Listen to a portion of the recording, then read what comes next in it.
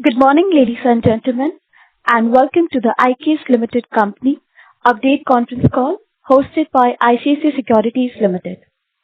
As a reminder, all participant lines will be in the listen-only mode, and there will be an opportunity for you to ask questions after the presentation concludes. Should you need assistance during this conference call, please signal an operator by pressing star then 0 on your touchtone phone. Please note that this conference is being recorded. I now hand the conference over to Ms. Seema Nayak from ICICI Securities Limited. Thank you, and over to you, ma'am. Hi, good morning, ladies and gentlemen. Thank you for joining us on today's call pertaining to IKS Health's acquisition of TruBridge, a prominent provider of healthcare technology solutions for rural and community hospitals. On behalf of ICICI Securities, I would like to thank the management of IKS Health for giving us the opportunity to host this call. Today we have with us Mr. Sachin Gupta, Founder and CEO, Ms. Nithya Balasubramanian, CFO, and Mr. Saransh Mundra, Head of Investor Relations. I turn it over to Saransh for his brief statement and to take the proceedings forward. Thank you, and over to you, Saransh. Hi everyone. Welcome. I would start with a disclaimer statement before handing off to Sachin. As part of our prepared remarks and Q&A, we may make certain statements that are forward-looking in nature, and these involve significant uncertainty. We don't take any responsibility to update such forward-looking statements, and your discretion is warranted while making any investment decision. Over to you, Sachin.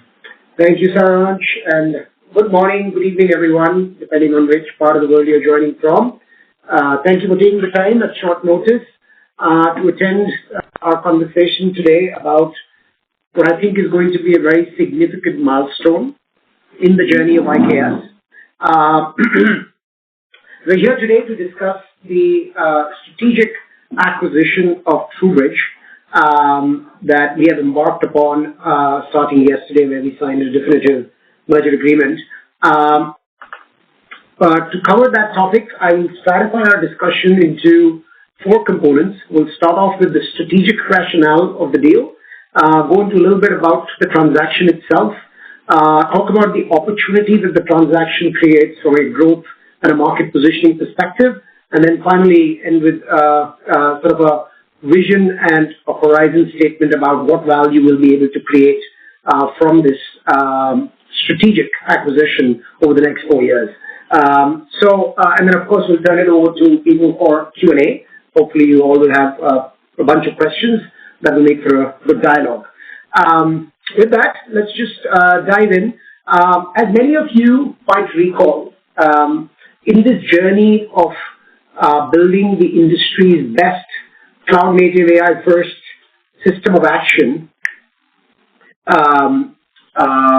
for the ambulatory care market, one of the things that we learned as we kept building that is that, if you remember, the big moat that I've described over a period of time that helps delegate chore tasks from these providers continuum so that they can focus on their core, was that we would be perhaps one of the only companies that has the full breadth of the platform, which is about 16 odd tasks that our system of action is able to do on behalf of these providers so that they can focus on their core. And I often describe the fact that the industry consists of many point solution systems of action where there are companies that are doing 2 or 3 or 5 of these tasks, and yet we believe that the buying paradigm, especially in some segments of the market and eventually in the entire market, will move from sort of this individual point solutions to comprehensive platform system of action. So we always believed that that was going to be our medium to long-term moat as we go about this mission. One of the things that we clearly ran into as we were going about that was the system of record. And like I've described in the past, the system of record is obviously a regulatory requirement. It's part of the core operating infrastructure of these large provider organizations.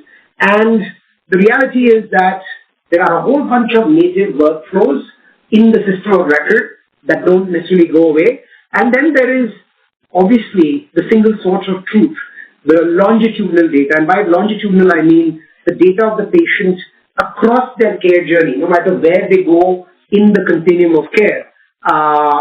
Whether it is the physician's clinic, the hospital, the post-acute rehab settings. It's a single longitudinal source of truth. And the reality is what we realized is that for a successful platform system of action to really operate and create value, it obviously needs access to the data, and it needs to orchestrate all of the actions in the native workflow.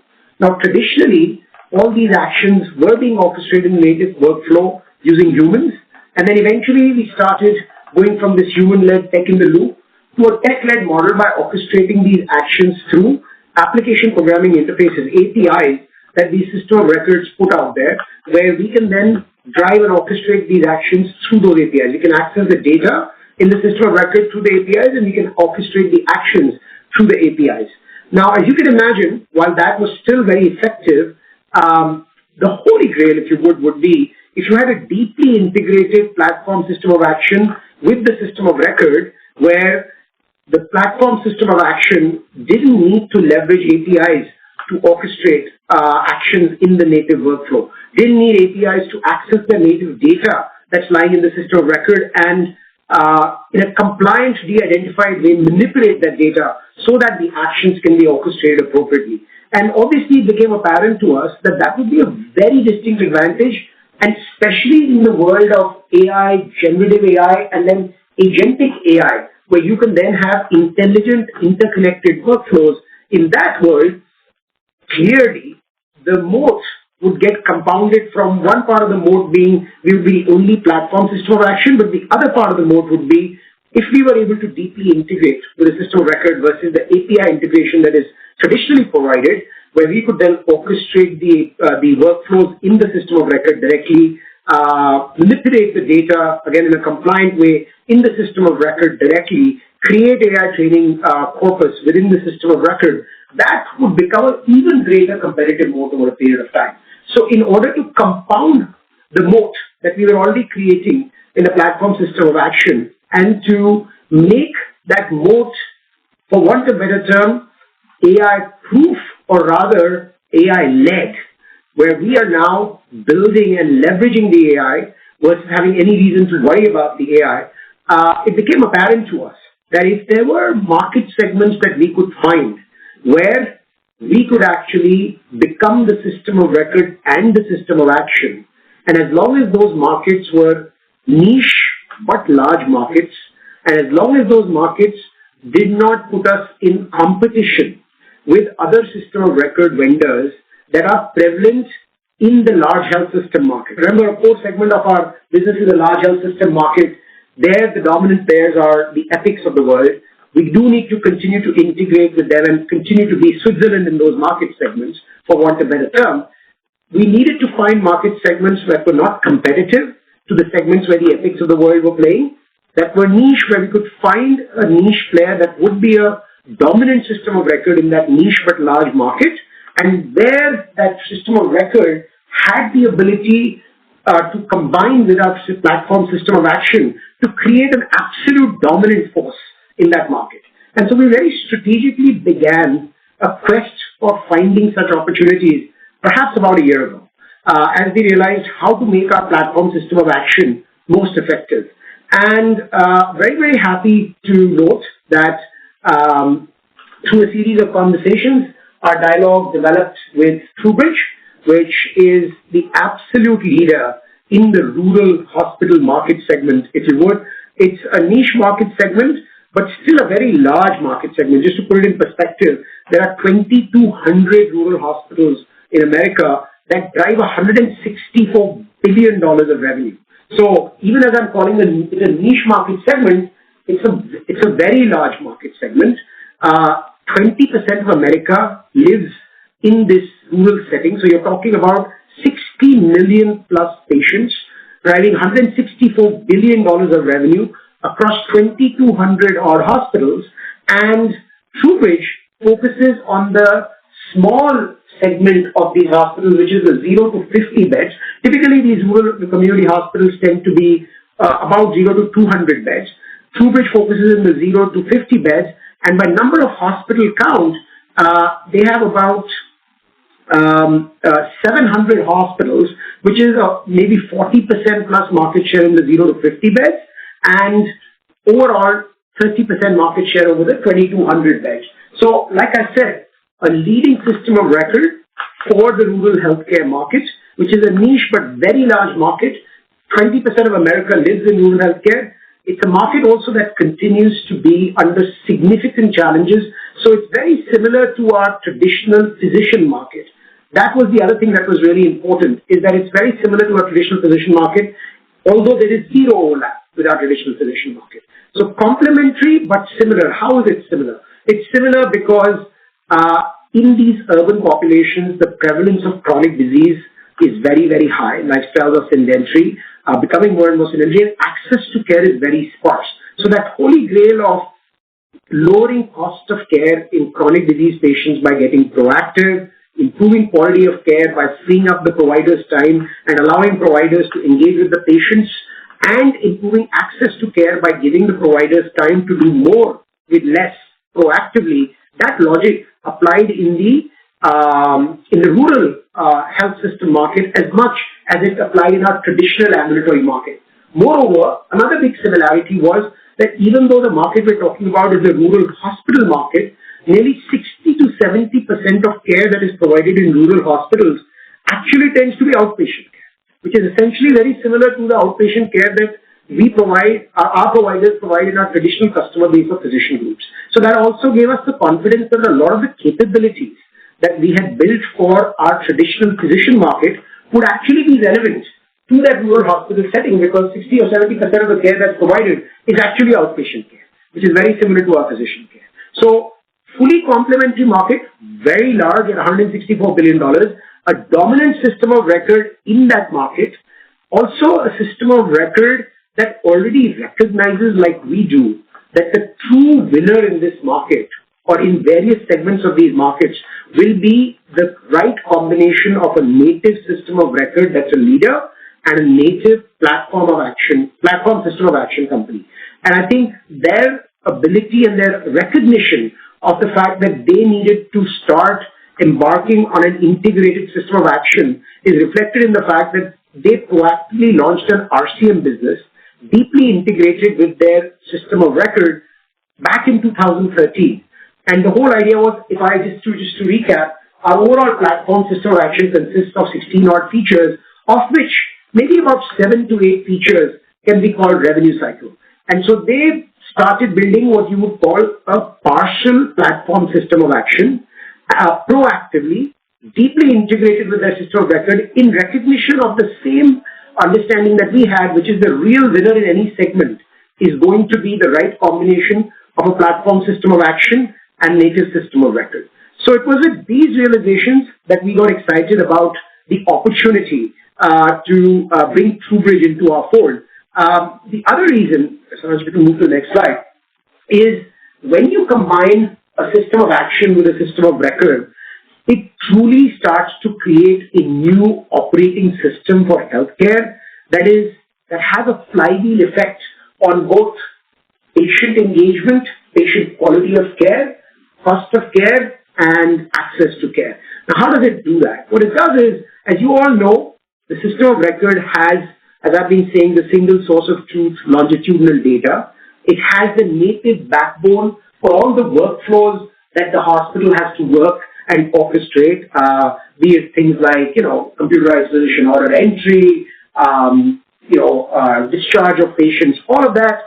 Native workflows are embedded in the system of record. And what we would do through our system of action is we would ingest all that data, aggregate it, normalize it, analyze it, and then start to convert it into the true strategic moat that would get created here, which is this proprietary AI training corpus. See, the difference between data that's lying in a system of record and an AI training corpus is the fact that one needs to truly aggregate, normalize, structure the data.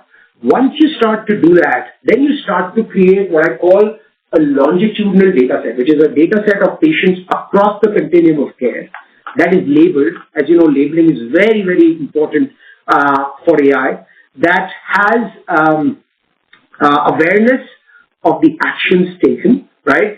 So it's longitudinal, it's labeled, it has awareness of the actions taken, And then that starts to create this AI training corpus of data that really links what I call clinical context with actions taken and financial outcomes delivered. That, ladies and gentlemen, becomes the true moat of this combination, because that moat really lies at the confluence of the data in the system of record and the system of action coming in and being able to, in a compliant, de-identified way, manipulate that data so that that then becomes what you need to agentically orchestrate interconnected workflows to basically eliminate all these tasks that we eliminate through our system of action and orchestrate them in the native backbone itself. So the users in the hospital is going to have to go out of the native backbone, which is the EHR, to orchestrate these tasks. They're getting orchestrated in the native backbone. And it's that proprietary AI training corpus and then the native agentic workflows that one is able to build, leveraging that proprietary AI training corpus that starts to create a structural long-term mode. And I think this is very important. I don't necessarily overemphasize, but I actually can't overemphasize that one of the big rationales of this strategic combination is going to be our ability to continue to build this proprietary AI training corpus. And what's really sort of interesting about this is the more actions you keep taking, the more this proprietary AI training corpus keeps learning, because it gets more clinical context, it gets more understanding of what actions taken, gets more understanding of what the financial outcomes were derived from that, and it just keeps on maturing more and gets more and more intelligent over a period of time. So I think that's one of the most important strategic rationales of this, and why I believe that this puts IKS in a place from where we can truly be an AI-led platform system of action that is orchestrating all these actions in the native workflow of the EHR. It eliminates any lag that you would have, the friction, because traditionally what happens is the platform system of action is to integrate with the system of record through middleware. That creates latency, it creates friction, it creates perhaps some errors in the data. And if you're able to do this in an integrated manner, it truly starts to reduce human involvement. Now, we fundamentally believe that the human in the loop will still be important. It will continue to be important. But the ability to dramatically reduce the human in the loop is also evidenced by the fact that if you look at the TrueBridge business and specifically the RCM part of the system of action that they've built, it's about a $220 million business, and they do that business using, give or take, 3,000 FTEs globally, right? Which is a whole different, if we want to put a revenue per FTE metric, it's a whole different revenue per FTE metric than the revenue per FTE metric that one is able to deliver in our, technology-led platform system of action in the RCM part of it. So I think the evidence is clear that it definitely leads to reduced human involvement. And if you're able to do all that effectively, so if you go to the next slide, then a lot of these actions that I'm talking about in the platform system of action truly get transformed from what were asynchronous type actions that happen outside the native workflows or outside the system of record and are then fed back into the system of record asynchronously through APIs. They can actually happen real time in the native workflows. For example, take something like our post-visit documentation, the ambient scribing technology, Scribble Now. Instead of it being a post-visit tool, now it can truly function like a clinical co-pilot, where during the live encounter, it is surfacing diagnoses for the doctor, suggesting diagnoses based on the conversation. It's actually surfacing care gaps that they need to plug, documentation that they need to plug in order to be able to bill in the most comprehensive, compliant manner as possible. So like I said, it transforms from a post-visit documentation tool to a true clinical co-pilot. Or if you take some of the revenue cycle actions within our platform system of action, it starts to really go from, all of these things around payers deny claims. Those claims have to be worked at the back end after they're denied. Now, if you are in the native workflows of the EHR, you can actually build denial prediction algorithms because you already have, like I said, the clinical context, the action taken, and the outcomes achieved from the past. You start to predict denials, and based on the prediction of denial, you're doing real-time checks in the workflow itself, where you're correcting the documentation and the coding and the charge capture, which actually eliminates the denials in the first place instead of having to work them at the back end. So again, you move from a reactive platform system of action to what I call a preactive real-time platform system of action when both of those are combined effectively. Several other examples of tasks like these that get fundamentally transformed as you integrate the system of record and the system of action. And, the one other thing, if you move to the next slide, Sarang, that I've heard is, people say, oh my God, even SaaS technology in the world of agentic AI is going to get redundant. And I think it's really important to understand when people say SaaS is going to get redundant or AI will kill SaaS, what they're effectively saying is, what is the SaaS business model? The SaaS business model is that you are orchestrating tasks within the core system of record in the native workflows, but those tasks are being orchestrated by humans. And the SaaS technology providers charge you on a usage based on the per human that is using the technology or the per seat license. Now, imagine a world where all of those processes that the humans orchestrate are getting autonomously orchestrated by agentic AI. Let's imagine that world going forward. Although I believe in healthcare, you always have some human in the loop. But for argument's sake, let's say that it gets totally autonomously orchestrated. Then you don't need the humans. So the argument people are making is if you don't need the humans, then how will the SaaS companies charge a per user usage fees on an ongoing basis? But the reality is, yes, perhaps you don't need the humans, but for autonomous agents to be able to orchestrate these tasks, they need access to that AI training corpus. That key corpus that I keep saying links the clinical context with the actions taken and the outcomes achieved. That longitudinal, de-identified, labeled, action-aware data layer that I'm talking about. And that, ladies and gentlemen, is the moat that we are talking about creating here.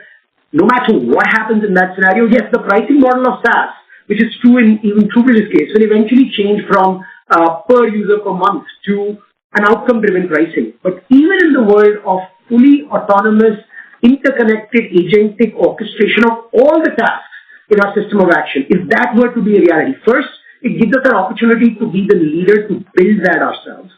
Second, what it does is, even if that were to come, it moves us from a SaaS pricing model to an outcome-based pricing model. And guess what? IKS at its core already has experience with the outcome-based pricing model. So I think it was really, really important for me to lay out this strategic rationale, which is the core of why we are embarking on this transaction in the first place. And then, just to summarize the benefits of the integrated model, Sanj, if you go to the next slide, they could be summarized in 5 buckets. You have unsiloed real-time data. The users don't need to switch from one application to the other. There is a closed-loop, virtuous, continuous learning cycle that gets built into that AI training corpus, which is that whole, writing back as sort of labeling that, as you write back the data, you're labeling it.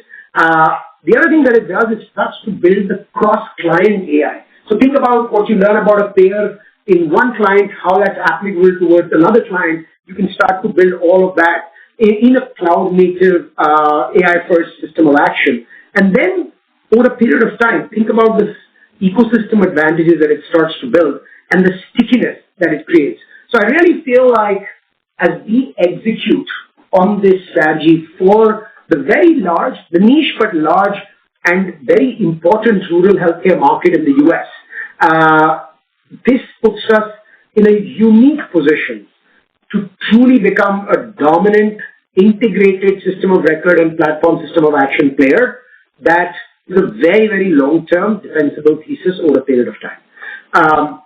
That's the high level of the strategic rationale. Again, this is a conversation that I'm happy to continue to have.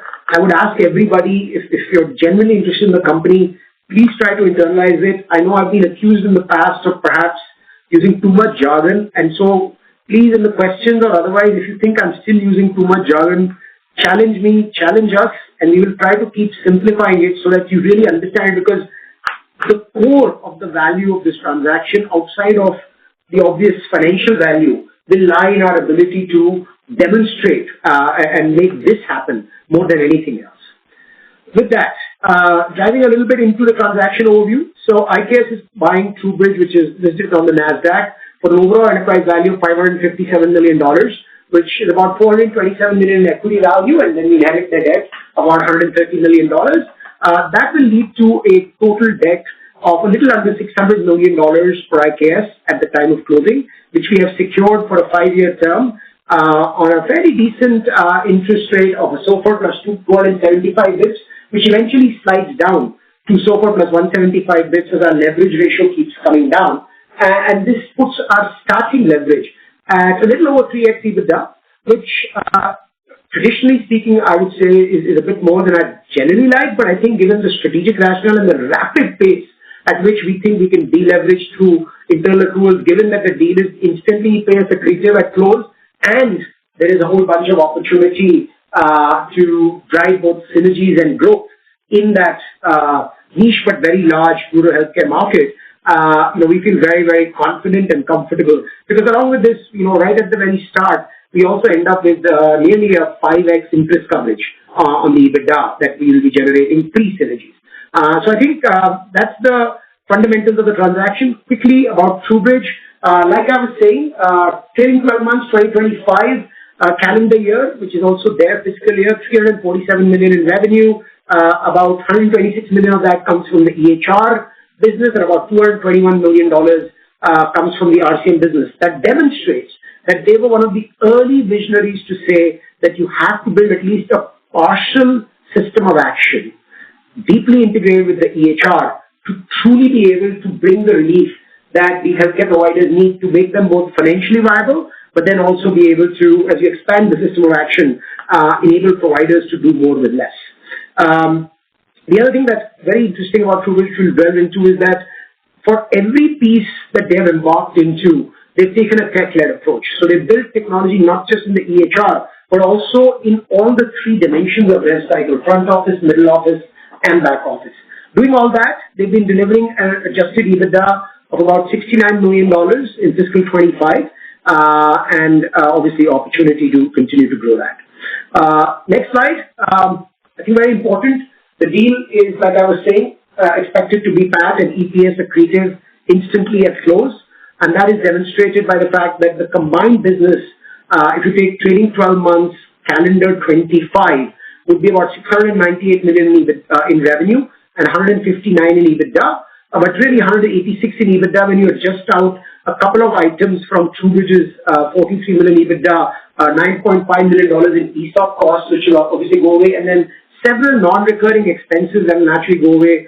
A large expense around being a public company in the US, some large expenses around one-time consulting services that they were using. So when you do that, their adjusted EBITDA really adds up to 69. Ours continues to be 117 because we don't generally adjust our EBITDA. And so together, we start off at $186 million EBITDA on about $698 million in revenue at close. And when you take the $69 million EBITDA, put the $36 million of interest cost on the SOFR plus 275 for the $565 million of debt that is attributed to this transaction of the total 600 debt.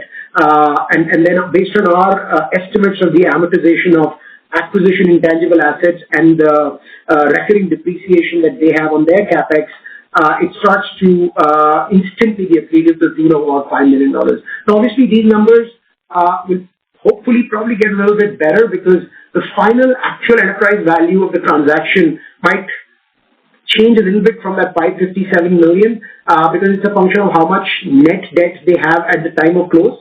This $130 million of net debt was at December 31st, or sorry, March 31st. And so given that it's probably going to take somewhere between 3 to 4 months to close this transaction, that $130 million, given that they're a cash flow generating business, that $130 million of debt will come down, which will then take down our total debt, or certainly the debt attributable to this deal and the interest costs associated with it. So certainly will be EPS accretive from the get-go, even prior to any synergies whatsoever. That's a little bit of a high-level overview of the transaction itself. Let's dive into the market. Why do we think this is an interesting market, even though it's a difficult market from the market's own financial performance? First, let's just talk about, again, I just want to remind everybody, when we talk about our platform system of action, there's about 16 to 18 tasks, depending on which market it is, that we delegate out of the provider's workflow and do for them better, cheaper, faster at scale, right? These are the chore tasks. Now, of that, there are probably about 7 to 8 tasks that can be grouped together to call them RCM tasks across the front office, middle office, and back office. For these 7 to 8 RCM tasks, the reality is that the RCM market is still highly fragmented. The top 5 players have less than 20% market share. There's 400 plus players, and then there's a massively long tail.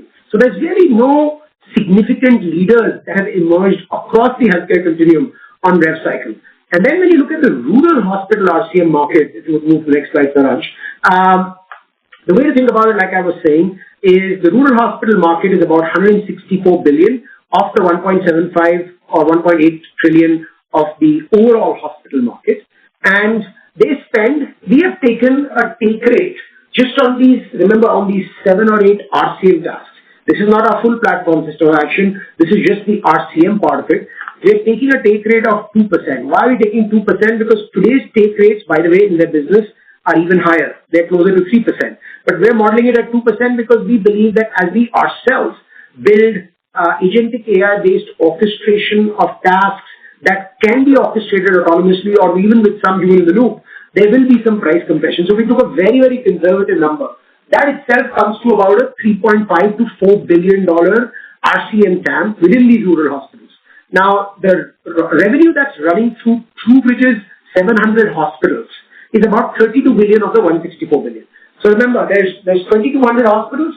TruBridge operates in the small hospital segment of that market, so 0 to 50 bed hospitals, and those 700 odd hospitals drive about $32 billion of revenue. And taking that sort of 2% odd take rate, that creates a $660 million immediately addressable TAM. And TruBridge's RCM revenue around $220 million.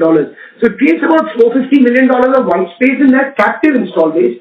Please keep in mind that $450 million is assuming some rate compression, which, we can't predict how quickly that would happen. So we've just taken it a little bit conservatively.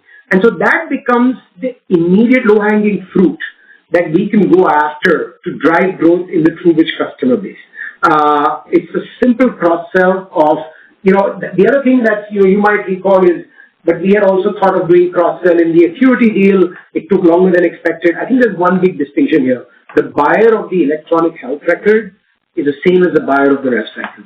The buyer of the electronic health record is the CEO, the CFO, and the CMO. The buyer of the rev cycle is the CEO, CFO. And so we're not going to now cross-sell a new service into a different part of their organization. And that creates a whole different type of immediacy in the opportunity that it creates from a growth perspective. So this 450 million odd is going to be just the immediate low-hanging fruit.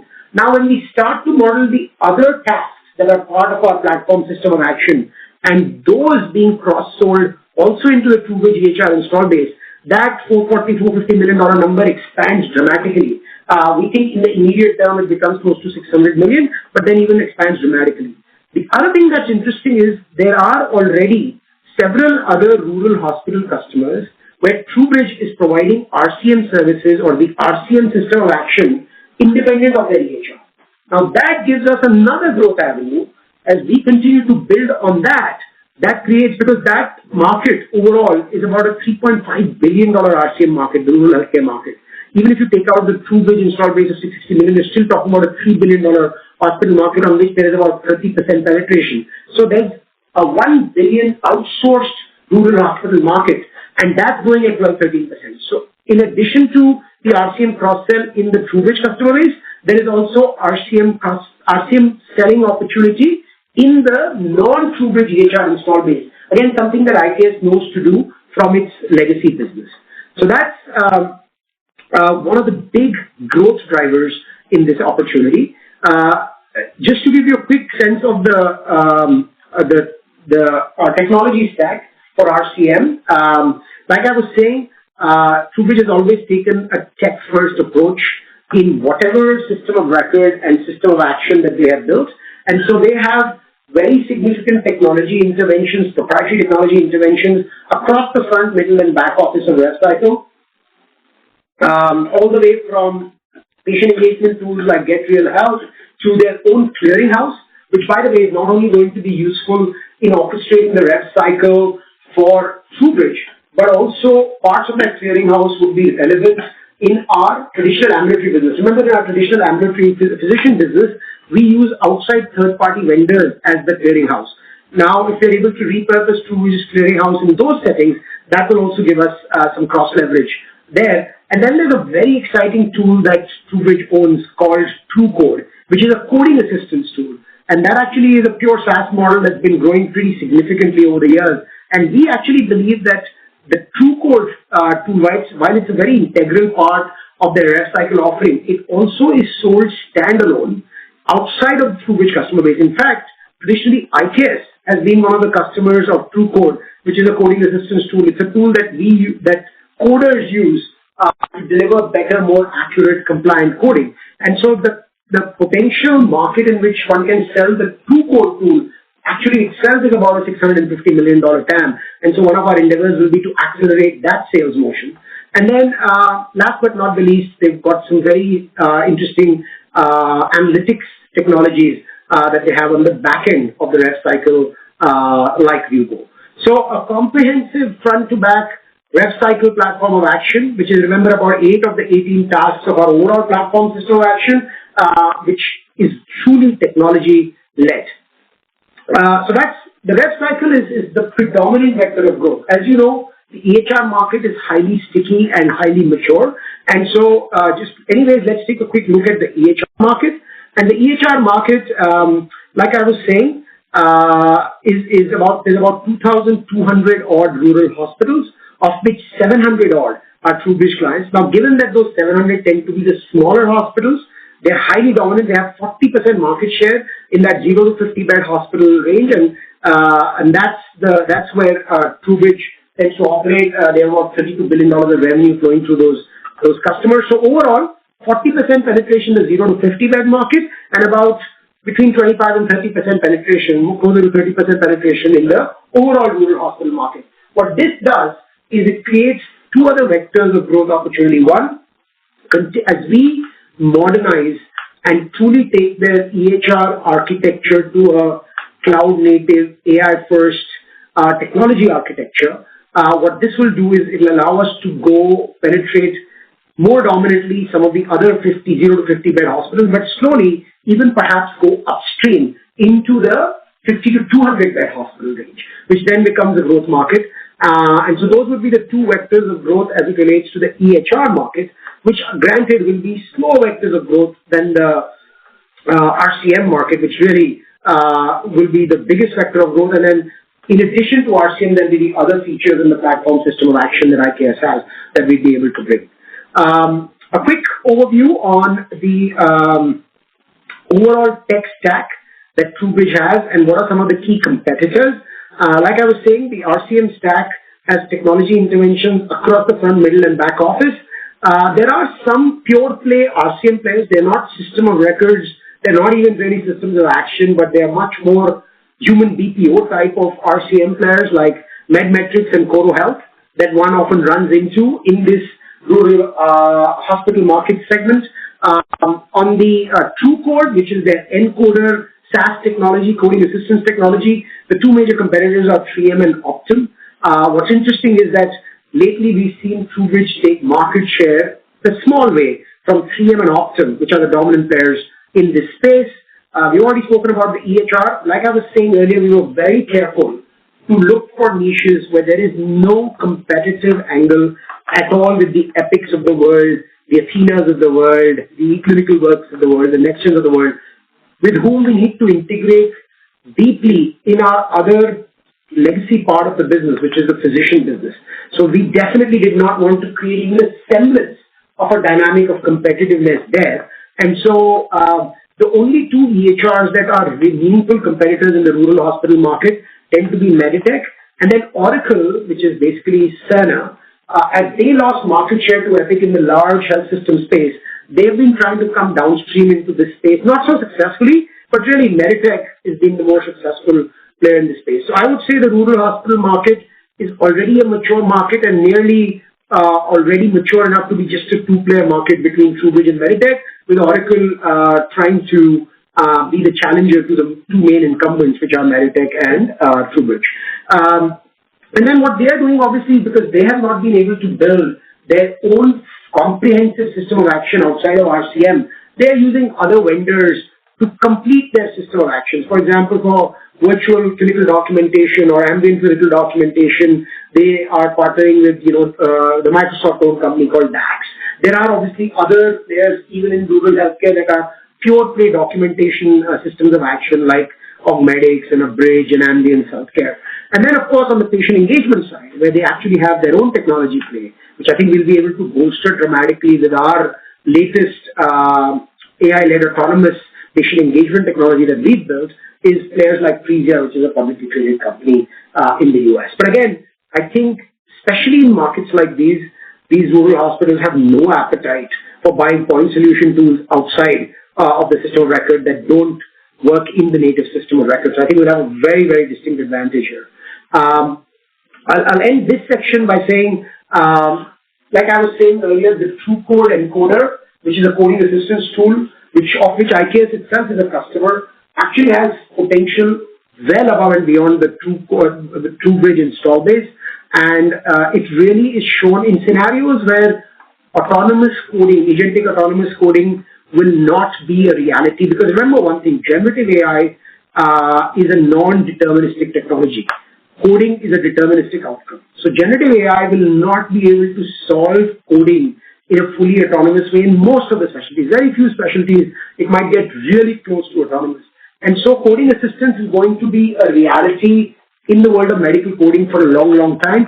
And hence, TrueCode encoder becomes a really interesting growth vector opportunity, not only in the TrueBridge install base, but in the entire healthcare continuum, if you would. So that's an overview of TrueBridge and the growth vectors. Again, the biggest growth vector and the most immediate is continuing to grow the RCM platform of action, or the RCM part of the platform of action in their installed base, EHR installed base. Take the RCM platform of action to the non-EHR installed base within the rural healthcare setting, and then start to also sell other features of IKS's platform system of action into their EHR install base, because they're already plugging in other partners in that install base. So those would be the three big low-hanging fruit growth vectors to start with. And then, of course, as we modernize the EHR and truly build it in an integrated, cloud-native, AI-first system of record plus system of action, there'll be a real opportunity to then manifest all of the other features of our system of action outside of RevCycle in the TrueBridge EHR install base.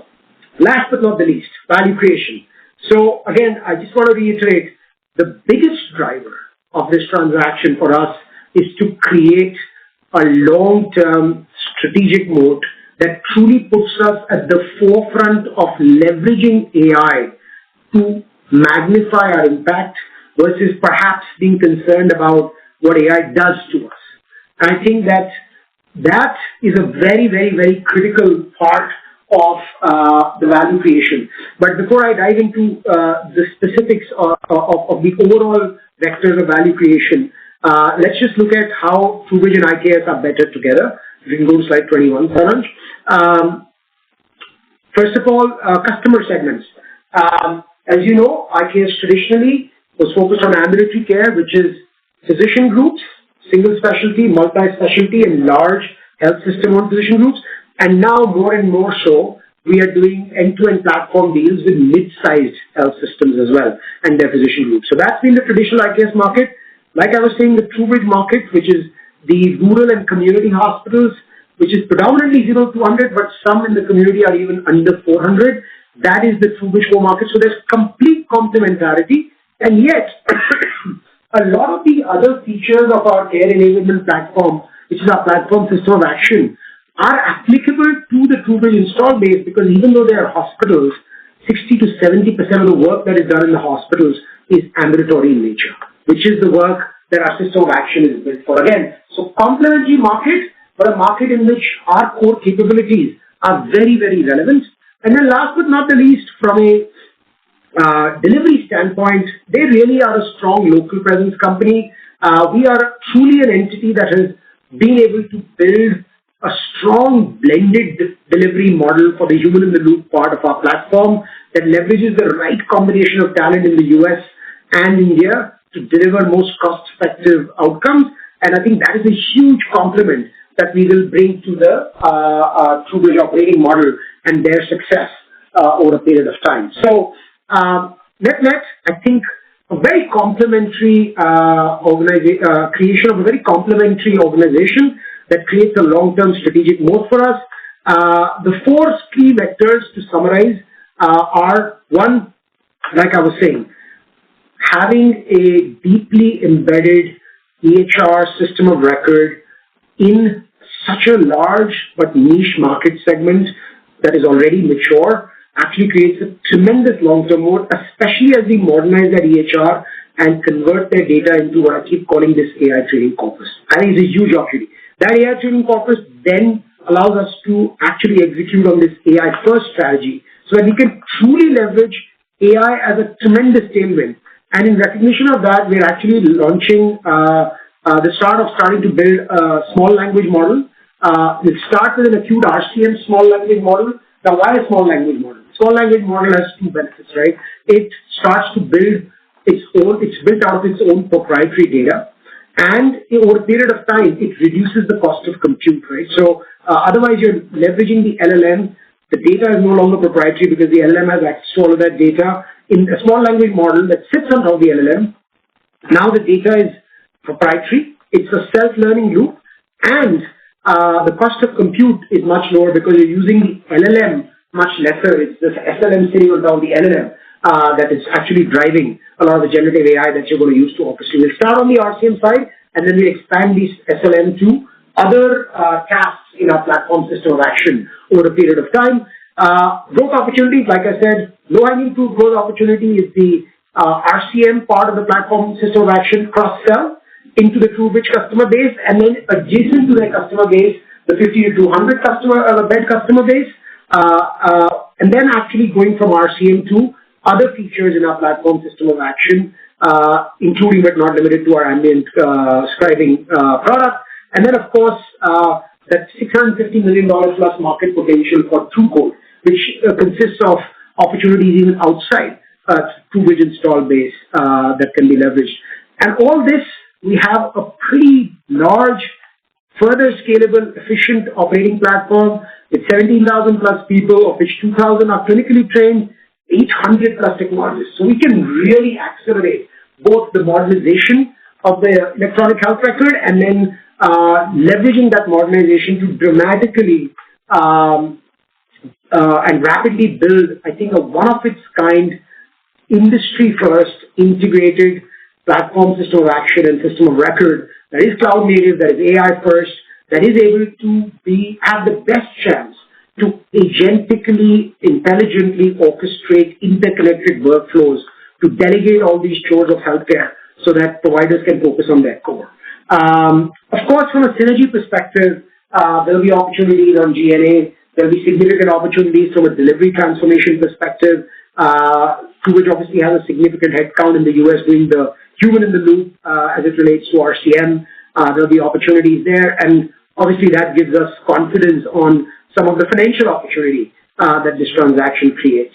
And, in addition to this very important strategic rationale, which then creates a truly defensible long-term mode that leverages AI versus that one that worries about AI, we also thought that we will combine that with giving you all a sense of where we can take the business financially. And as you know, trailing 12 months, December 31st, 2025, we're about 1,000 crore EBITDA business with a net debt about 300 crores. And we feel like while it is not easy to predict the exact trajectory of our runway over the next 3 to 4 years because there's so much work to do, there's also so much more to learn. I feel like we've learned enough through the process of bringing this transaction together that we feel comfortable to say that we should be. And please, I want to caveat this again and again, this is not a guidance. And I know that even if I say that, you guys will assume whatever it is. But this is our true north. This is the financial manifest of all the execution that I talked about, all the vectors of growth, all the vectors of the strategic transformation of the EHR, creation of that AI training corpus moat, the financial translation, all the synergies that we have already envisioned, all the operating transformation, we think that we would be disappointed with ourselves, perhaps. Of course, there's still more to learn if by the end of FY30 we've not delivered something in the range of a 3,000 crore EBITDA and gotten our net debt levels back to the net debt levels that we were at in December 2025, which will then eventually is very close to zero in the larger context. So I think net makes for a very, very exciting growth opportunity and one that is strategically defensible in the true medium to long term, makes us an undeniable leader in a niche but very large and important market segment like rural healthcare, allows us to continue to bolster our strength in the ambulatory setting, which is our traditional physician group setting. And in order to just, when we did our bottom-up math and we arrived at this number of nearly 3,000 crores of EBITDA potentially, we said, how do we gut check this number? Because when you just look at it, it suddenly feels like, oh my God, we're tripling your EBITDA in 4 years. It's like 31% CAGR from December 2025 to March 2030. But when you put it in perspective, if you look at our 10-year trajectory at IKS, Saraj, if you go to the next slide, please. If you look at our 10-year trajectory at IKS, we've actually delivered 28% revenue growth and 33% CAGR. So that gave us the confidence that it's right in line with the type of growth that we've been able to deliver. If you remember, even when we acquired Acuity, which really is one of the proofs of our abilities to do a large transaction, at the time of closing the deal, the pro forma EBITDA was 24%. We were able to take that to the early to mid-30s in a little over 4.5, 5 quarters. We were able to integrate 2 equal-sized companies into one significant organization. One of the learnings was that the cross-sell took longer. We analyzed why it took longer, and we applied those learnings here to say, why will this cross-sell work versus that one taking longer? Remember, I said the buyers in the Acuity cross-sell were very different. We were cross-selling features of our platform to a totally different buyer base within the large customer organization than we would be selling here. The buyers are exactly the same. So we learned that through the Acuity transaction. And yet, over a period of time, we have now started executing multiple cross-sell deals, even in the Acuity install base. One that we just sold recently was towards the end of Q4. That's is going to be announced soon. So I feel like we do have an organic and an inorganic execution track record that makes us feel like embarking on what will be this very strategic journey to create a very, very exciting long-term defensible story to improve healthcare in the US. Next steps going into the transaction. We signed the agreement yesterday. It's expected to take 90 to 120 days to close. In that time frame, we absolutely operate like totally independent companies, focus on our individual objectives, work through the regulatory approval process, which includes the HSR approval from the FTC, which is the Federal Trade Commission. Once the transaction closes, we anticipate 4 to 5 quarter integration process where we start combining ourselves into one company, and we've factored all of that into sort of this 4-year journey that I just described to you all a couple of minutes ago. That's really where I'll end the conversation, Farhan. So the last slide. Again, I would say our traditional moat was we were building the only platform system of action. As we evolved, we understood that the platform system of action moat needs to be further bolstered by, if we were to combine it in niche markets with the system of record, that would make it really long-term defensible. Here we have the opportunity to be able to do that and really build an AI-first integrated platform system of action, system of record. TruBridge specifically has some exciting growth opportunities within its install base that we will rapidly work on. And together, I think we have created an industry-leading, scalable, and efficient operating platform, which I really believe will be the new operating system, at least for rural healthcare, and then continue to build upon our traditional physician install base. So I'll pause there at this point, and Saranj, if you can just end at that last slide. So I'll pause there at this point, and I guess turn it over to the operator, and we can go into the Q&A. Thank you very much. We will now begin the question and answer session. Anyone who wishes to ask a question may press star and 1 on the touchtone telephone. If you wish to remove yourself from the question queue, you may press star and 2. Participants, you are requested to use handsets while asking a question. Ladies and gentlemen, we will wait for a moment while the question queue assembles. A reminder to all, you may press star and 1 to ask a question. We will take the first question from the line of Keyur Ladwala from ValueQuest. Please go ahead. Yeah, thanks. Am I audible? Yes, you are. Yeah. No, thanks for the comprehensive commentary, and congratulations to Sachin and the management team on the acquisition. Sachin, my first question to you was, can you give us some color on the competitive intensity in the rural segment across both the EHR and RCM verticals? Can we leverage IKS's learnings and deep domain expertise to enhance TruBridge's right to win in the rural segment? And also, if you could help us understand what is the existing overlap between the RCM and EHR clients. Super. Thank you for the wishes, Keyur, and for the thoughtful question. I appreciate it. Saranj, if you don't mind going to slide 18 so that I can answer Keyur's question on the competitive intensity.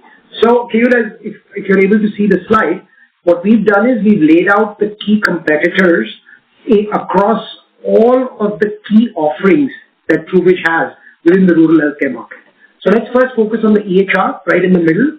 Like I was trying to say, the EHR market is already very mature for the rural healthcare setting. I think it's already more or less a two-player market, with TruBridge and Meditech being the leading players. And Oracle, after some of the setbacks they've had in their traditional Cerner large health system market segment, they've been coming a little bit downstream to try and play in this rural market. So if you want, the way to think about it is TruBridge and Meditech are the two dominant incumbents, and Oracle Cerner is a challenger. I couldn't tell you yet. I'm not smart enough or not close enough to say whether Oracle is a worthy challenger in this space or not, but they're certainly trying to make inroads from an EHR perspective. So I feel like that the EHR install base that they have is pretty stable, as it anyways mostly is in mature markets like this. And I think actually, if they're able to modernize the EHR rapidly, we'll be able to perhaps even capture market share further. Second, if you look at the other big growth opportunity is in the RCM stack, the RCM part of the platform system of action. And honestly, Keyur, really there is really like Meditech, for example, does not really have an RCM offering at all. In fact, prior to this transaction, Meditech was having conversations with us about whether we should combine our RCM capabilities and our RCM part of the platform system of action with their EHR. So they don't have an RCM offering. Oracle has formally exited the RCM space after trying it twice. And so what you have is what I call these sort of pure play BPO vendors, if you would, MedMetrics and Coro Health, that are trying to focus on this small to mid rural hospital market. And so I would say that at least in the 700 odd hospitals where the TruBridge EHR is installed, it creates a very, very defensible and competitive right to win for TruBridge. And I think you also asked what is the penetration of TruBridge in their current EHR install base from an RCM perspective. And in that current install base, like I was saying, of a 650 million, they're about 220 million, so about 30%. So about 230 to 40 hospitals of their 700 EHR installs are today buying RCM from them. So it creates a pretty large white space from RCM. So in those 700, the right to win is dramatic, which is the lowest hanging fruit growth opportunity for us. And where IKS will further bolster the right to win in that install base is that we have a much more efficient global delivery model. TruBridge has done its own attempts to build its own captive presence in India but has really not had that much success. And one of the other complementary natures of this thesis is the fact that IKS already has an optimized offshore-enabled delivery model for the human-in-the-loop part of RCM. So I think in that RCM stack, the right to win in the balance 500-odd hospitals where the RCM doesn't exist is dramatic. And then even beyond the 700, which is another 1,500 hospitals in the rural setting, where TruBridge already has 300-400 customers, there is an opportunity to actually go full stack RCM there, even if the EHR is not installed. So I think tremendous rights to win there. As it relates to Encoder, which is their TruCode business, there are two very large players, 3M and Optum, but given how large they are, they've actually become sort of aircraft carriers. So I will say that in the Encoder business, you can think of TruCode as a challenger rather than the incumbent. But what we've seen is over the last 2 to 3 years, there's been tremendous growth in that business, and including IKS, for example, using the TruCode. So I think, given that after many companies tried to completely autonomize medical coding and failed when they realized that it's a deterministic outcome that Gen AI really can't service by itself, I think the encoder or the TruCode opportunity is significant. On clinical documentation, obviously, if this transaction closes, as you can imagine, we would manifest our entire Scribble suite in their entire install base. And, because of their EHR incumbency, their take on that is just a no-brainer. I mean, the customers are dying for it.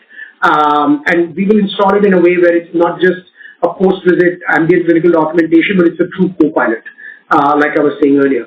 And then on the patient engagement side, while they have a good technology, and by the way, Phreesia has been generally struggling in the market, our patient engagement is already winning against Phreesia and others in the marketplace. It's actually one of the most successful parts of our platform system of action lately, especially as we rolled out our latest version, which is an AI first and which consists of a patent pending technology as well. And so I do think that there the IKS offering, so think about it as in the clinical documentation and patient engagement, the IKS offering will bolster their right to win dramatically.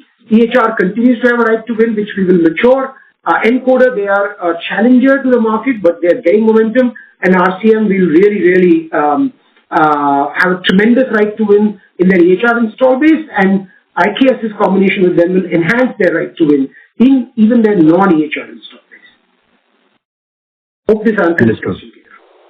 Yes, it does. Thanks, Sachin. And secondly, so while you laid out the rationale of the merger and the value creation opportunities quite well, could you also quantify the synergies that in basis your initial workings are likely to flow in? So that is the one thing I don't want to do, Keyur, right? I mean, the reason why I put out a 4-year true north is because what I don't want to do is, look, it is a strategic transformative acquisition. It will have short-term learnings, surprises. I can tell you that if you look at my track record and our company's track record and our management's track record as a public company over the last 5 quarters that we've declared, as a company even before we went public, we try to be in the space where we like to underpromise and overdeliver. And hence, we intentionally took the strategy of putting a 4-year true north.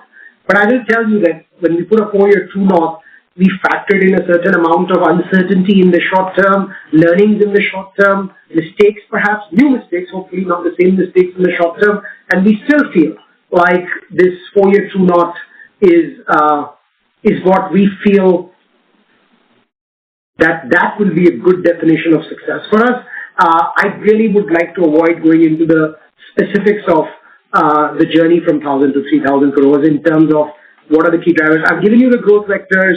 You understand already that there is, this is a 40-year-old company with very large G&A. There will be synergies in G&A. They have still a very largely US-centric RCM delivery model. Remember, they have 2,000 plus RCM FTEs between, actually 3,000 RCM FTEs between US and India already, of which 1,000 plus are in the US. So, obviously that creates both operating and G&A synergies. But again, let's not go into the specifics. What I ask of all of you is, this is a strategic transformation. This is creating a long-term defensible strategic moat. With a lot of thought and carefulness, I've put a 4-year true north.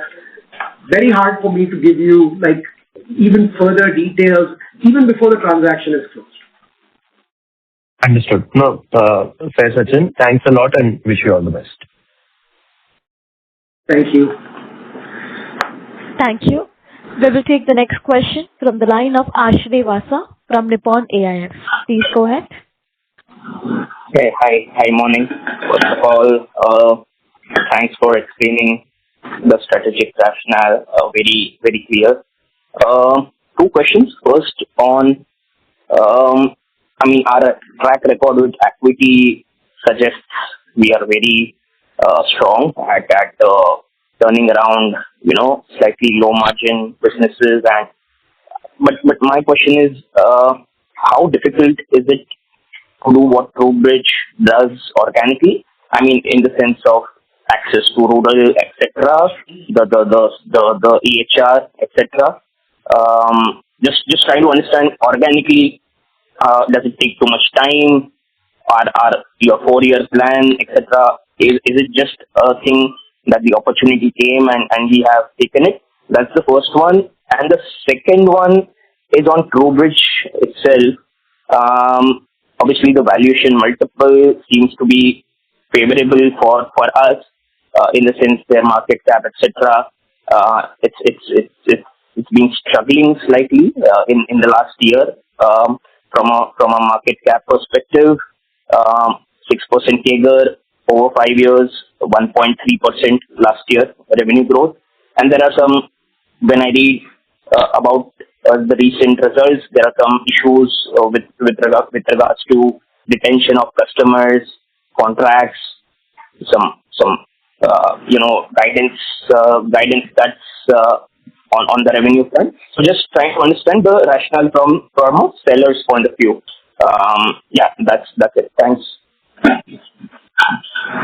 Okay, great. So thank you for those questions. I guess the first part of the question was, to put it simply, the timing of the synergies. And as you can imagine, we're not going to provide the details of what the timing plays out. We've provided a 4-year timeline. And so, as you can imagine, there'll be some synergies that are realized very quickly, right? We talked about significant synergies of being a public company. It's a very significantly large number. Synergies around ESOP costs, other G&A synergies that will get realized easily within sort of the first year of operations.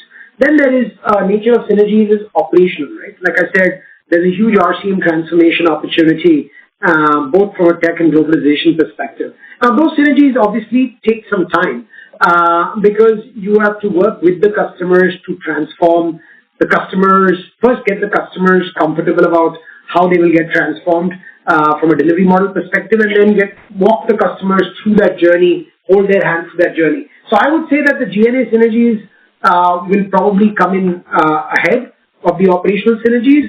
But I feel like, over a 2.5 to 3 year period, all the synergies should be fully tucked in. And that's probably as much as I can say about the timing of the synergies.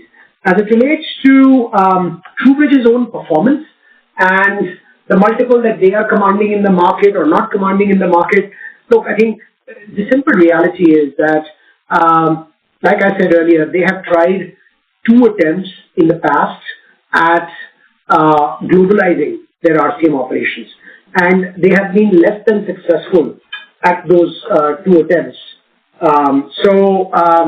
One of the complementary natures of this combination was that IKS already has, I won't necessarily call it a perfect, but a highly optimized onshore-offshore delivery model as it relates to RCM and significant tech interventions in addition to the tech interventions they've already built.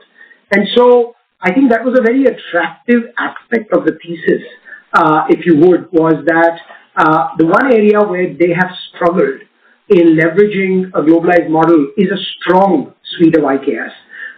The other challenge that they had is because they were struggling in that area, their ability to invest significantly in what needs to happen in the EHR from a modernization perspective, building other features of the platform system of action like clinical documentation becomes a strain and a drain on their financials. And obviously with IKS coming in, one, we already have those features. Second, we have a much more agile as well as cost-optimized model to build technology rapidly as well. So I think all of those together really were becoming important parts of the combination, and that's where the arbitrage in the multiple lies is that, one of the things that we said when we did Acuity was, we're starting off as 24% pro forma, we'll get to early to mid-30s, and we had said at that point between 2 to 3 years. We actually got there faster than we had thought, and we actually got further than where we thought we were going to get. So I feel like very similar, you're going to start off with 26% combined pro forma here, and, we feel like we'll be in the early 30s, relatively rapidly. And that's how the synergies will play out, and that's what makes it attractive. Why did they decide to sell? Because I think they've realized that these core competencies are going to be critical, and they felt like finding a partner that is able to bring these capabilities natively to them is a much better idea than continuing to try to do this a third time after having tried to do it twice. They tried to first do it through an acquisition of a company called Viewgol, which didn't work very well. And then second, they tried to do it in a captive way with using consultants that were helping them, and that didn't go well. So that's sort of the way to think about it. Got it. Perfect. Just on the first one, so organically it would have taken a lot of time and effort to get access to the rural hospitals, physicians, etc. Just trying to understand. Oh, I'm sorry. Were you saying that our ability to drive growth in their install base? Yeah, no, I'm saying without TruBridge, could we have just as an organic entity got access into the rural part of No, even if we would have, we would not have gotten access. First of all, you're talking about 700 hospitals in their customer base. To sell across 700 hospitals would be a decade, right? Number one. And number two, the strategic thesis, where we would be the only company in the world that's truly building an integrated system of record with a platform system of action, which is super defensible. That also made it tremendously attractive. So, I think doing this organically would be next to impossible. Perfect. Thank you so much. All the best. Thank you. Thank you.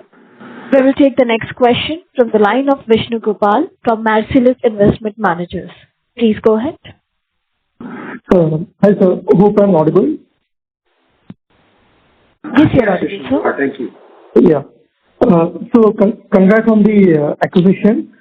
And I just had a question regarding the nature of the client. So just wanted to understand, what are the nuances of the RCM management between, let's say, a larger hospital system versus the rural healthcare system? That's one. And the second part of the question was, when the equity acquisition was consummated, you had mentioned that the long-tail clients were kind of getting rationalized to focus on the larger guys. So, but in the rural healthcare system, by nature, all the clients are smaller in size. So how do you look at rationalization or the lack of it in those client base? And does it also signal, even in the organic business, a readiness to focus on the smaller clients going ahead? Thank you.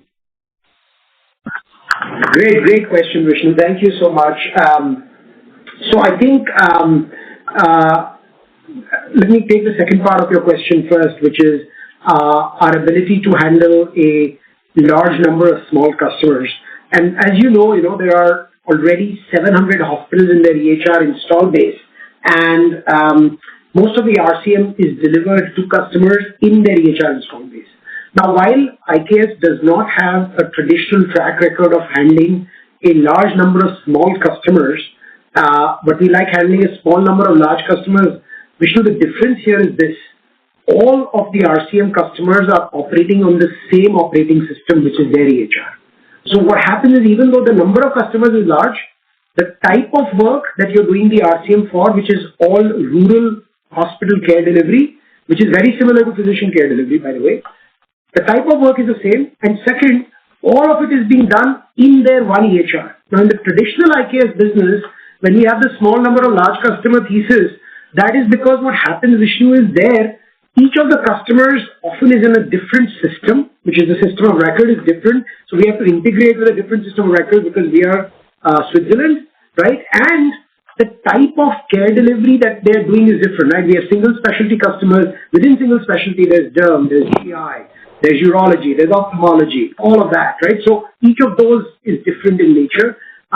Then there's multi-specialty. Then there's hospital-owned medical groups that have a totally different orientation. So the beauty here is the type of work that we're doing RCM for, number one, and the system on which we're doing RCM is all one, which allows us for 80% of the work to treat this as one large customer and drive a lot of efficiencies. So even though there are 300 small RCM customers, they're all on the same system with the exact same type of service delivery, which is rural healthcare, of which 70-80% is outpatient. It allows us to build that standardized engine and treat them as one large customer. Now, for the balance 20%, yes, we will have to create a slightly differentiated customer management layer where each of the customers will feel like they are being treated uniquely, and that investment for managing the customers differently has already been factored into our plan. But I think it's very important, I think your question is brilliant, to know that why does IKS feel comfortable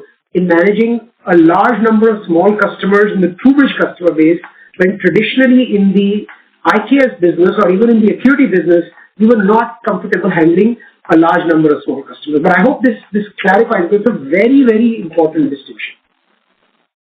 Sure, sir, this clarifies. And just on the nuances of the RCM business, it is a larger hospital systems and the rural side. Yeah. So clearly, like I was saying, with rural hospital systems, even though they are hospitals, 70% of the care being delivered is outpatient care, which is IKS's traditional strong suite, right? Physician delivery, physician-based outpatient care is IKS's strong suite. The balance 30% also, if you really think about it, is critical care, but there's no really tertiary, coronary care, specialty surgeries, complex surgeries. Those type of infrastructure doesn't exist in the rural settings at all. That's where the RCM for those tertiary, coronary care can get a little bit more complex. That's why when we analyzed the RCM capabilities needed to do justice to these rural hospital settings, they are very proximate from a capability perspective to the strengths that we already have, and that's how we were comfortable. And it's also important to note, I think Sachin mentioned this earlier, that for a larger hospital system, because of the scale, what they end up spending on RCM is somewhere in the zip code of 4 to 5%. That's almost double in a rural community hospital. They end up spending somewhere in the zip code of 7 to 10% on RCM. The value proposition from outsourcing becomes even more stronger for these smaller hospitals. Great, sir. Great. Thank you and wish you all the best. Thank you, Vishnu. Thank you. Thank you. We will take the next question from the line of Chirag Kacharia from Motilal Oswal Financial Services. Please go ahead. Yeah. Hi, Sachin, I have one question. As you mentioned, the integration will take 4 to 5 quarters time frame. Can you specify the steps or actions will you take to, integrate the operations of this TruBridge? Yeah. Okay, so look, I think there's obviously a significant amount of work involved in the integration, right? And so the first aspect of the integration is to learn. And given that we are both public companies and from an FTC perspective, Federal Trade Commission perspective, we really can't do too much work prior to the close of the transaction. So the first 2-3 months will be to really understand the operating nuances of their structure and work with them together to arrive at what a combined operating structure would look like. That's the first thing. Then maybe by Q2 post-close, we will start embarking on making our journey towards that new operating structure, start to realize some of the G&A benefits of a combined operating structure, and slowly but surely start to embark on the operational transformation. Probably it'll be early Q3 by the time we start the operational transformation, because we'll also, a big part of the first 2 quarters will be meeting with their customer base, understanding the nuances of the customer base. It's always fun to have an outside-in view, but when you dive in, the inside-out view becomes much more informative and instructive about the nuances that have to be applied in how you do this. And so I would say Q1 post-close learning, Q2 actioning, start to combine into one organization structure, start to realize G&A, really start to understand the customer base, and perhaps towards the end of Q2, early Q3 post-close is when we start actioning the operational transformation. There's also a lot of work to be done in understanding the next level details of the tech debt, what it will take to overcome the tech debt, because a big vector of this will be to modernize the EHR and move it to a true cloud-native AI-first model. So there's the tech piece, and we do all this in a way where we keep a keen focus on one, customer retention, right? Customer retention is key. That's the gold mine of this transaction. Second, the talent retention.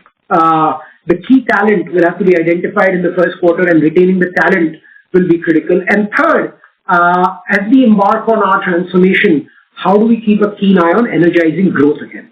So I think those would be the 3 key vectors or 3 key considerations that we will keep in mind as we embark on the integration effort. Okay. And Sachin, if we look at the total number of employee headcount in TruBridge versus our entity, and if we compare it with the overall revenue which both these entities making, there's a vast difference. So why is that? Simply because that's what I said, right? The EHR business is a pure tech business. So, that really has very, very low marginal cost. And even the RCM business, like I said, is highly tech-led. And so that's really where the magic is, right? And this is even before they've made it truly AI first. And so that's what I keep saying is having that system of record combined right now with the platform system of action for RCM and eventually all the systems creates a fundamentally different leverage in how much human in the loop you need to be able to orchestrate these actions. And that's what you see as evidence in the numbers. They are a tech organization. Okay. Okay, all the way. Thank you, Shirab. Thank you. We will take the next question from the line of Vamshi Krishna from Kotak Securities. Please go ahead. Hey, hi, Sachin. Congrats on the acquisition. Just a couple of questions. First is on the opportunity which and $1 billion outsourcing opportunity. Sorry to interrupt in between, Vamshi. Your voice is not audible.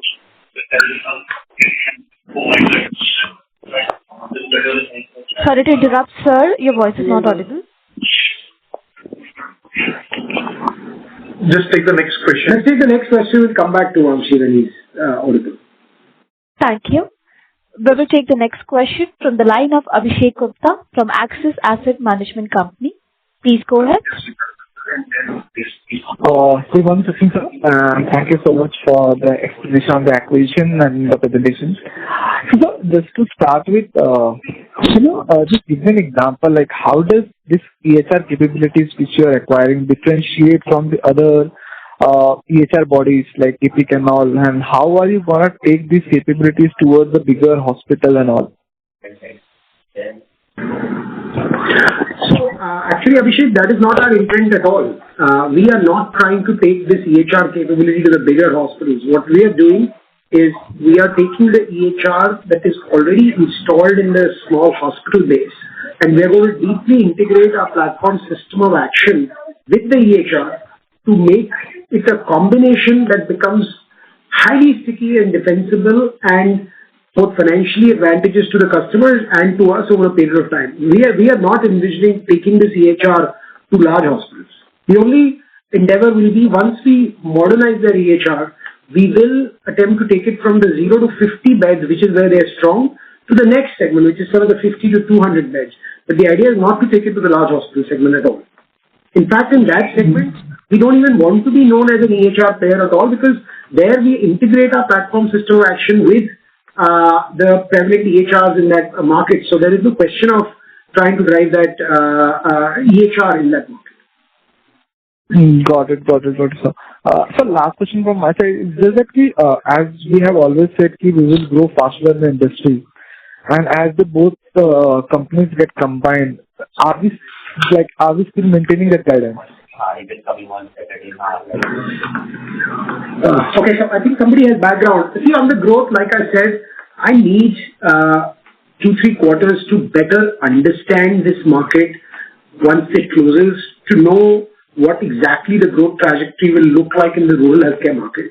We're not changing our aspiration in our traditional market segment at all. That market segment, which is the physician group market segment, we are continuing to say we will want to continue to capture market share, which means we'll go faster than the 12% that the industry is growing at. In this market, I think, and that's why I put out a 4-year true north on the earnings side, because I don't want to make the mistake of prematurely being able to tell what the growth trajectory will look like. I'm very confident, or rather perhaps fairly confident on where I think the margin trajectory of the business will grow. But on the growth, I want to wrestle with the growth for 2-3 quarters after close, and then I'll have a better understanding of what the growth will look like in the TruBridge traditional rural healthcare.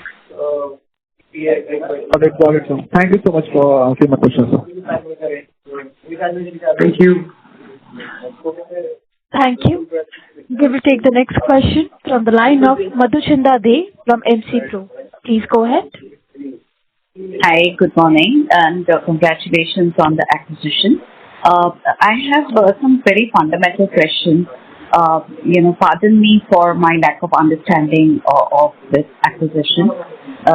So the first question is, as you mentioned, that the first low-hanging fruit for you would be to take the RCM to the hospitals where they are not present, but present with the EHR. And the second stage would be to take it to the larger audience where they are not present at all, but within that range of smaller hospitals. So my question is, what makes you confident that your RCM solution will be superior to the competitor?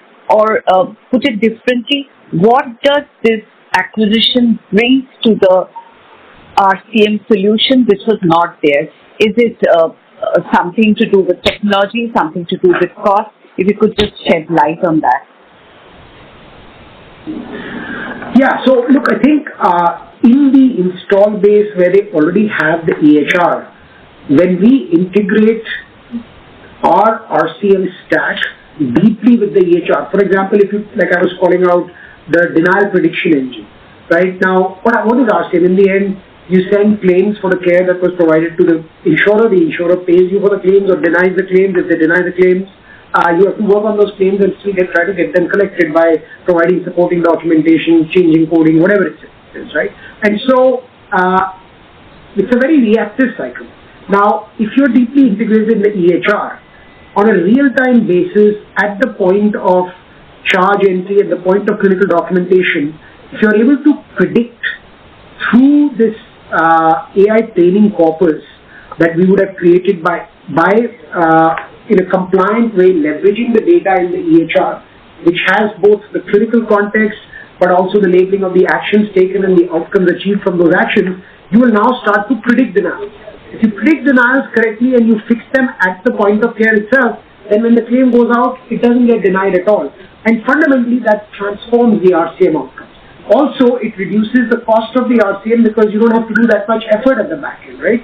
So I think it totally transforms both the outcomes and the cost of the RCM, which if you do not have deep integration into the system of record, you are not able to do those things on a real-time basis, even if you were able to produce those insights asynchronously.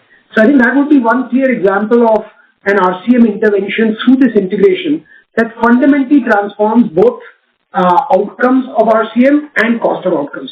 There are obviously several other interventions like those that come into play, including but not limited to the real-time coding interventions, the real-time medical documentation interventions, the whole process of prior authorization within revenue cycle that often leads to a whole bunch of uncompensated care. So bunch of examples like that. Really good question, and hopefully this example gives you a sense of why our right to win in the TruBridge EHR customer base through the deep EHR integration of our RCM stack fundamentally transforms outcomes and cost. Yeah, thanks for the answer. That's pretty convincing. But my question is, this TruBridge is already a technology company. Why could they not do it on their own? Yeah, and I think that's where I was trying to go with this earlier, is that remember, in this platform system of action, it needs tech, but it also needs human in the loop. All the human in the loop that they've generally had has been in the US, and that creates a different type of cost structure. And, it really needs globalized human in the loop to successfully orchestrate this, because remember, some of these interventions are not autonomous from a technology perspective. It's tech plus human in the loop. And the human in the loop, TruBridge, in all candor, has not been able to execute successfully from a globalized human in the loop perspective, which IKS has the expertise around, and that we will bring again as a complementary strength to the process. Yeah, great. So it's basically your global delivery model that will be, a great help to them, right? To this entity. And the last question that I have is, you are already a user of TruCode, as you mentioned, as IKS, right? So what value do you add to TruCode through this, acquisition? I mean, because you mentioned something like a 50 million kind of one opportunity. Yeah. So, look, first of all, what we bring is, yes, can you hear me, ma'am? Yeah, sure. Yeah. Okay. Yeah, so the way to think about it is, one, if you look at IKS's traditional customer base, it's the large physician groups and the large health systems. TruCode is a very applicable product for all of those. So the value we bring to TruCode is an access to that market that TruBridge never had access to, right? So it allows us to bring TruCode as an offering to the large hospitals and the large health systems and the large physician groups, which TruCode never had access to. That's number one. And second, we are executing coding at a very different scale than TruBridge does themselves. And so remember, TruCode also is a tool that continues to learn. And hence, all of the work that we are doing in coding will now become a virtuous feedback loop into TruCode, and we keep enhancing the applicability, the rules that are embedded in TruCode, and allow it to assist better and better over a period of time. So two things. One, the market of the large systems and the large physician groups, and two, all the feedback of coding at a different scale than the scale that TruBridge has. Great.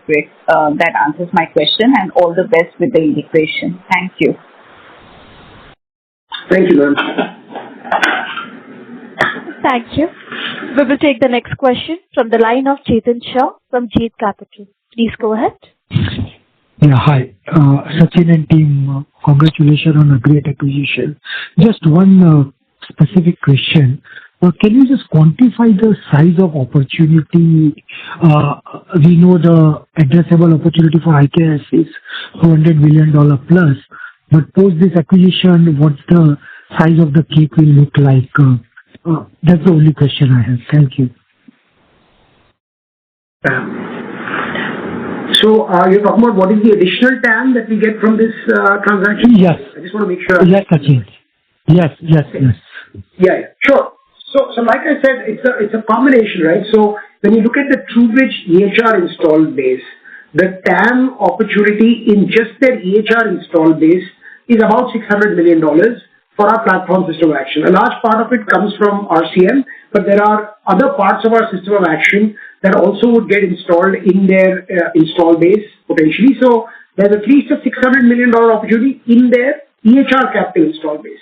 Now, when you expand that opportunity into their non-EHR RCM customers, that multiplies very rapidly, because like I said, that is already a billion-dollar outsource market growing at 12 to 13%. And so depending on what share of that market we are able to capture, that outsource market itself is about $1 billion today.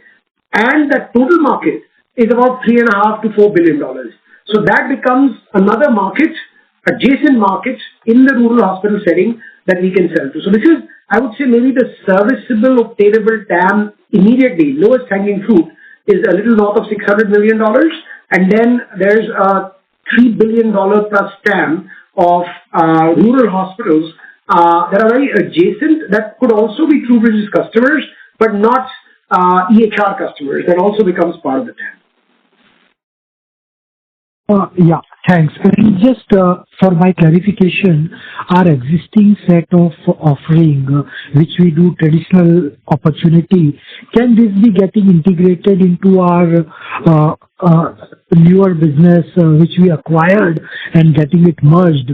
And will that expand the size of the TAM as an overall offering, maybe, 4 quarters down the line or 6 quarters down the line, once everything gets integrated?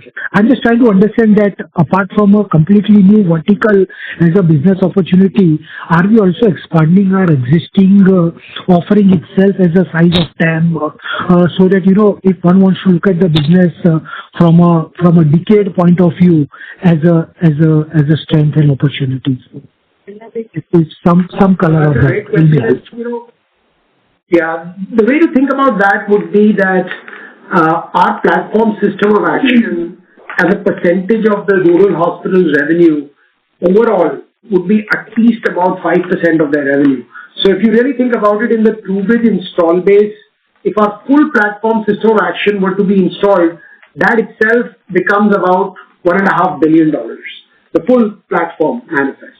And so that's when, if you're talking about our capabilities fully manifesting into TruBridge's install base, even outside of RCM, that becomes about $1.5 billion opportunity in their EHR install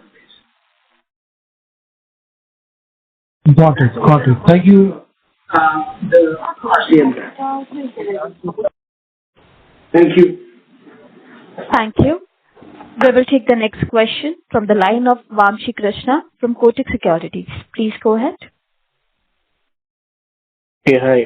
Thanks for the opportunity again, and congrats on the acquisition, Sachin. So most of my questions on the business have been answered. Just one question on the calculation of pro forma earnings. I think TruBridge also had around $1 million impact from amortization of acquired intangibles, perhaps related to the acquisition that you alluded to. So why has that not been included in the calculation? No, so Vamshi, as you know, right, the entire thing will go into the pot. So if you look at their schedule, right? So their schedule was on a reducing trend over the next few years.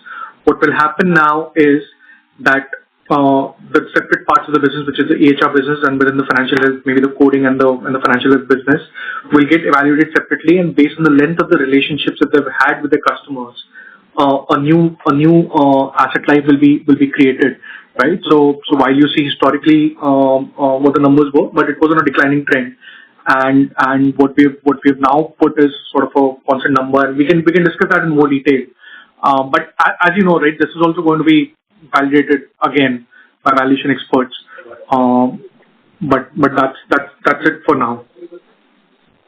Okay, so the PAT acquisition of $5 million. So is there a revision to that number likely, even the higher charge? That you can... There might be a minor uptake or downtake. But again, see, we haven't taken any synergies in that PAT acquisition, right? I mean, our interest cost we've assumed the highest possible level. I understand that, sir. This $12 million number is a little large compared to the PAT acquisition that you mentioned. So that I guess what the number could have been for FY27. We don't expect that number to. Yeah, Vamshi, we don't expect that number to move significantly. Understood. Yeah.